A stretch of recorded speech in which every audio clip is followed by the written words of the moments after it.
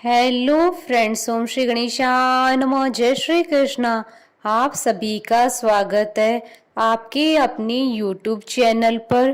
Friends, आज हम आपको इस वीडियो में बताने जा रहे हैं पद्म पुराण के अनुसार वैशाख मास महात्म्य के छठे अध्याय के बारे में। फ्रेंड्स, वीडियो शुरू करने से पहले आपसे रिक्वेस्ट है, अगर आप हमारे चैनल पर नए हैं और आपने अभी तक चैनल को सब्सक्राइब नहीं किया है तो प्लीज सब्सक्राइब कीजिएगा चैनल को, साथ ही प्रेस कीजिएगा बेल आइकन को, जिससे नए वीडियो से रिलेटेड नोटिफिकेशन आपको तुरंत प्राप्त हो सके। और वीडियो पसंद आने पर वीडियो को लाइक और शेयर जरूर कीजिएगा ताकि सभी भक्तों को इस वीडियो का लाभ प्राप्त हो सके। और कमेंट बॉक्स में जय श्री कृष्णा जरूर लिखिएगा। वैशाख मास महात्म सब प्रकार के विघ्नों का नाश करने वाले तथा सारी सृष्टि का पालन करने वाले श्री गणेश जी तथा ज्ञान की दाता श्री सरस्वती जी, सब पुराणों के कर्ता श्री व्यास जी तथा श्री गुरुदेव के चरण कमलों में नमस्कार करके भगवान की श्रद्धा और भक्ति रस में डूबे हुए वैशाख मास महात्म की कथा कहती हूँ। अध्याय छठा प्रारंभ। तुलसी दल और अश्वत्थ अर्थात पीपल वृक्ष की महिमा। ब्राह्मण ने पूछा, धर्मराज, वैशाख मास में प्रातः काल स्नान करके एकाग्रचित हुआ पुरुष भगवान माधव का पूजन किस प्रकार करे, आप इसकी विधि का वर्णन करें। धर्मराज ने कहा, ब्राह्मण, पत्तों की जितनी जातियां हैं उन सब में तुलसी भगवान श्री विष्णु को अधिक प्रिय है। पुष्कर आदि जितने तीर्थ हैं, गंगा आदि जितनी नदियां हैं तथा वासुदेव आदि जो जो देवता हैं, वे सभी तुलसी दल में निवास करते हैं। तो तुलसी सर्वदा और सब समय भगवान श्री विष्णु को प्रिय है। कमल और मालती का फूल छोड़कर तुलसी का पत्ता ग्रहण करें और उसके द्वारा भक्ति पूर्वक माधव की पूजा करें। उसके पुण्य फल का पूरा पूरा वर्णन करने में शेष भी समर्थ नहीं है। जो बिना स्नान किए देव कार्य या पितृ कार्य के लिए तुलसी का पत्ता तोड़ता है, उसका सारा कर्म निष्फल हो जाता है तथा वह पंचगव्य पान करने से शुद्ध होता है। जैसे हर्रे बहुतेरे रोगों को तत्काल हर लेती है, उसी प्रकार तुलसी दरिद्रता और दुख भोग आदि से संबंध रखने वाले से अधिक पापों को भी शीघ्र दूर कर देती है। तुलसी काले रंग के पत्तों वाली हो या हरे रंग की, उसके द्वारा श्री मधुसूदन का पूजन करने से प्रत्येक मनुष्य, विशेषतः भगवान भक्त, नर से नारायण हो जाता है। जो पूरे वैशाख भर तीनों संध्याओं के समय तुलसी दल से मधुहंता श्री हरि का पूजन करता है, उसका पुनः इस संसार में जन्म नहीं होता है। फूल और पत्तों के न मिलने पर अन्न आदि के द्वारा, धान, गेहूं, चावल अथवा जौ के द्वारा भी सदा श्री हरि का पूजन करे। तत्पश्चात सर्वदेव में भगवान विष्णु की प्रदक्षिणा करे। उसके बाद देवताओं, मनुष्यों, पितरों तथा चराचर जगत का तर्पण करना चाहिए। पीपल को जल देने से दरिद्रता, काल करनी अर्थात एक प्रकार का रोग नाश हो जाता है। दुस्वप्न, दुश्चिंता तथा संपूर्ण दुख नष्ट हो जाते हैं।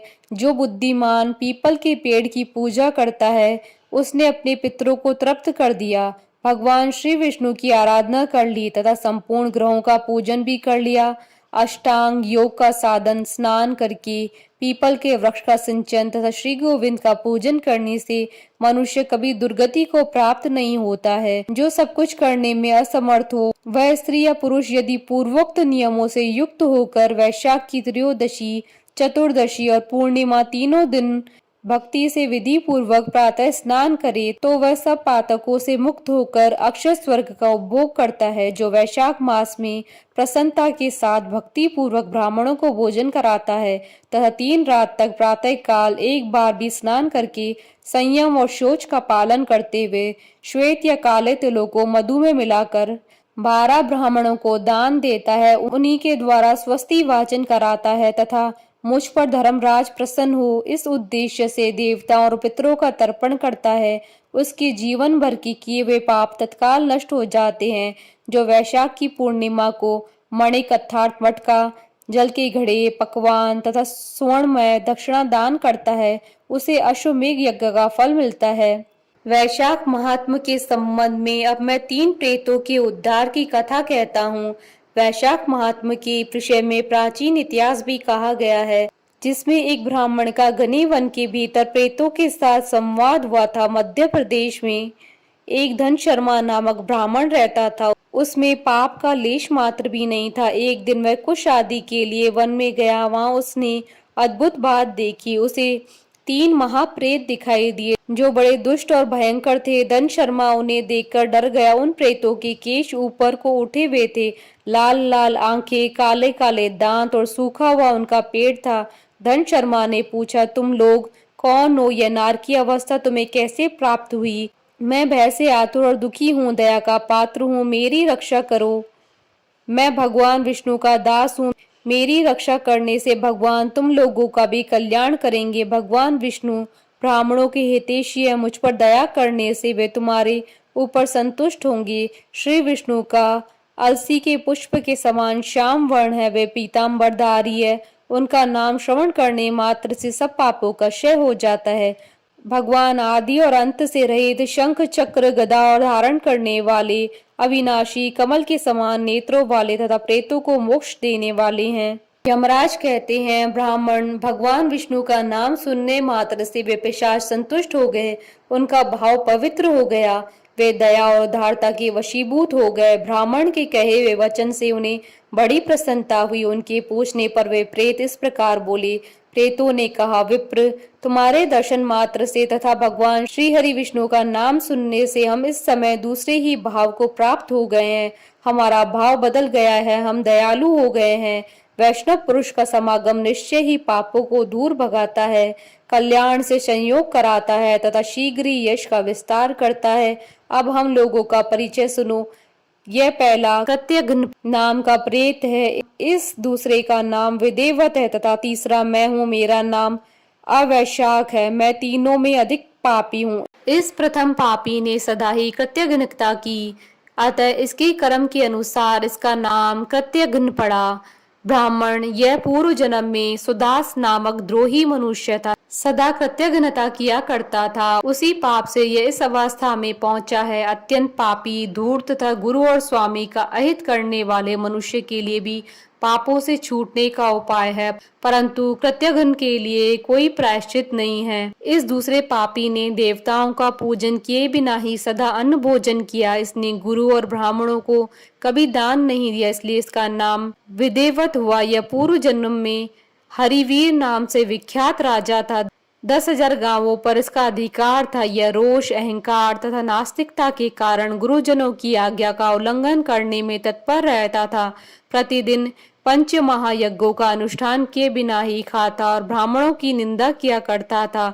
उसी पाप कर्म के कारण यह बड़े बड़े नरकों का कष्ट भोगकर इस समय विदेवत नामक प्रेत हुआ। अवैशाख नामक तीसरा प्रेत मैं हूँ। मैं पूर्व जन्म में ब्राह्मण था। मध्य प्रदेश में मेरा जन्म हुआ था। मेरा नाम गौतम था और गोत्र भी गौतम ही थी। मैं वसापुर गांव में निवास करता था। मैंने माधव मास में भगवान माधव की प्रसन्नता के उद्देश्य से कभी स्नान नहीं किया, दान और हवन भी नहीं किया। विशेषतः वैशाख मास से संबंध रखने वाला कोई कर्म नहीं किया। वैशाख में मधुसूदन का पूजन नहीं किया तथा विद्वान पुरुषों को दान आदि से संतुष्ट नहीं किया। वैशाख मास की किसी भी पूर्णिमा को जो पूर्ण फल प्रदान करने वाली है, मैंने स्नान, दान, शुभ कर्म, पूजा तथा पुण्य के द्वारा उसके व्रत का पालन नहीं किया। इससे मेरा सारा वैदिक फल निष्फल हो गया। मैं अवैशाख नामक प्रेत होकर सब और विचरता हूँ। हम तीनों के ये प्रेत योनि में पड़ने का जो कारण है वह सब मैंने तुम्हें बता दिया। अब तुम हम लोगों का पाप से उद्धार करो, क्योंकि तुम विप्र हो। ब्राह्मण, पुण्यात्मा, साधु पुरुष तीर्थों से भी बढ़कर है। वे शरण में आए वे महान पापियों को भी नरक से ताड़ देते हैं। जो मनुष्य सदा गंगा आदि संपूर्ण तीर्थों में स्नान करता है तथा जो केवल साधु पुरुषों का संग करता है, उसमें साधु संग करने वाला पुरुष ही श्रेष्ठ है। अतः तुम मेरा उद्धार करो, अथवा मेरा एक पुत्र है जो धनशार्मा नामक से विख्यात है। स्वामिन, तुम उसी के पास जाकर ये बातें समझाओ। हमारे लिए इतना परिश्रम करो। जो दूसरों का कार्य उपस्थित होने पर उसके लिए उद्योग करता है, उसे उसका फल मिलता है। वह यज्ञ, दान और शुभ कर्मों से अधिक फल का भागी होता है। यमराज कहते हैं, ब्राह्मण, उस प्रेत की वचन सुनकर धन शर्मा को बड़ा दुख हुआ। उसने यह जान लिया था कि ये मेरे पिता हैं जो नरक में पड़े हुए हैं। तब वह सर्वथा अपनी निंदा करते हुए बोला। धन शर्मा ने कहा, स्वामिन, मैं ही गौतम आपका पुत्र धन शर्मा हूँ। मैं आपके किसी काम न आया। मेरा जन्म निरर्थक है। जो पुत्र आलस्य छोड़कर अपने पिता का उद्धार नहीं करता, वो अपने को पवित्र नहीं कर पाता है। जो इस लोक और परलोक में भी सुख का संतान विस्तार कर सके, वही संतान या तनय माना गया है। इस लोक में धर्म की दृष्टि से पुरुष के दो ही गुरु हैं, पिता और माता। इनमें भी पिता ही श्रेष्ठ है, क्योंकि सर्वत्र बीज की ही प्रधानता देखी जाती है। पिताजी, क्या करूं, कहाँ जाऊं, कैसे आपकी गति होगी? मैं धर्म का तत्व नहीं जानता, केवल आपकी आज्ञा का पालन करूंगा। प्रेत बोला, बेटा घर जाओ और यमुना में विधि पूर्वक स्नान करो। आज से 5वें दिन वैशाख की पूर्णिमा आने वाली है, जो सब प्रकार की उत्तम गति प्रदान करने वाली है तथा देवता और पितरों की पूजन के लिए उपयुक्त है। उस दिन पितरों के निमित्त भक्ति पूर्वक तिल मिश्र जल और जल का घड़ा, अन्न और फल का दान करना चाहिए। उस दिन जो श्राद्ध किया जाता है वह पितरों को 1000 वर्षों तक आनंद प्रदान करने वाला होता है। जो वैशाख की पूर्णिमा को विधि पूर्वक स्नान करके 10 ब्राह्मणों को खीर भोजन कराता है, वह सब पापों से मुक्त हो जाता है। जो धर्मराज की प्रसन्नता के लिए जल से भरे हुए 7 घड़े दान करता है, वह अपनी 7 पीढ़ियों को तार देता है। बेटा, त्रयोदशी, चतुर्दशी तथा पूर्णिमा को भक्ति परायण होकर स्नान, जप, दान, होम और श्री माधव का पूजन करो और उससे जो फल हो हम लोगों को समर्पित कर दो। ये दोनों प्रेत भी मेरे परिचित हो गए हैं, अतः इनको भी इसी अवस्था में छोड़कर मैं स्वर्ग नहीं जा सकता। इन दोनों के पाप का भी अंत आ गया है। यमराज कहते हैं, ब्राह्मण, बहुत अच्छा कहकर वह श्रेष्ठ ब्राह्मण अपने घर गया और वहां जाकर उसने सब कुछ उसी तरह किया। वह प्रसन्नता पूर्वक परम भक्ति के साथ वैशाख स्नान और दान करने लगा। वैशाख की पूर्णिमा आने पर उसने आनंद पूर्वक भक्ति से स्नान किया और बहुत से दान करके उन सबको पृथक पृथक पुण्य प्रदान किया। उस पवित्र दान के संयोग से वे सब आनंद मग्न हो विमान पर बैठकर तत्काल ही स्वर्ग को चले गए। ब्राह्मणों में श्रेष्ठ धन शर्मा भी श्रुति, स्मृति और पुराणों का ज्ञाता था। वह चिरकाल तक उत्तम भोग भोग कर अंत में ब्रह्मलोक को प्राप्त हुआ था। यह वैशाख पूर्णिमा परम पुण्यमय और समस्त विश्व को पवित्र करने वाली है। इसका महात्म्य बहुत ही बड़ा है, अतः मैंने संक्षेप में इसका मतलब बता दिया। जो वैशाख मास में प्रातः काल स्नान करके नियमों के पालन से विशुद्ध हो भगवान मधुसूदन की पूजा करते हैं, वे ही पुरुष धन्य है, वे पुण्यात्मा है तथा वे ही संसार में पुरुषार्थ के भागी है। जो मनुष्य वैशाख मास में सवेरे स्नान करके संपूर्ण यम नियमों से युक्त हो भगवान लक्ष्मीपति की आराधना करता है, वह निश्चय ही अपने पापों का नाश कर डालता है। जो प्रातः काल उठकर श्री विष्णु की पूजा के लिए गंगा जी के जल में डुबकी लगाते हैं, उन्हीं पुरुषों ने समय का सदुपयोग किया है। वे ही मनुष्य धन्य है तथा पाप रहित है। वैशाख मास में प्रातः काल नियम युक्त हो मनुष्य जब तीर्थ में स्नान करने के लिए पैर बढ़ाता है, उस समय श्री माधव के स्मरण और नाम कीर्तन से उसका एक एक पग अश्वमेघ यज्ञ के समान पुण्य देने वाला होता है। श्री हरि के प्रियतम वैशाख मास के व्रत का यदि पालन किया जाए तो यह मेरू पर्वत के समान बड़े उग्र पापों को भी जलाकर भस्म कर डालता है। विप्रवर, तुम पर अनुग्रह होने के कारण मैंने यह सब प्रसंग संक्षेप में तुम्हें बता दिया। जो मेरे कहे हुए इस इतिहास को भक्ति पूर्वक सुनेगा वह सभी पापों से मुक्त हो जाएगा तथा उसे मेरे लोक यमलोक में नहीं आना पड़ेगा। वैशाख मास के व्रत का विधि पूर्वक पालन करने से अनेकों बार किए हुए ब्रह्म हत्या आदि पाप भी नष्ट हो जाते हैं। यह निश्चित बात है। वह पुरुष अपने 30 पीढ़ी पहले की पूर्वज और 30 पीढ़ी के बाद की संतानों को भी ताड़ देता है, क्योंकि अनायास ही नाना प्रकार के कर्म करने वाले भगवान श्री हरि को वैशाख मास बहुत ही प्रिय है, अतएव सब मासों में ये श्रेष्ठ है।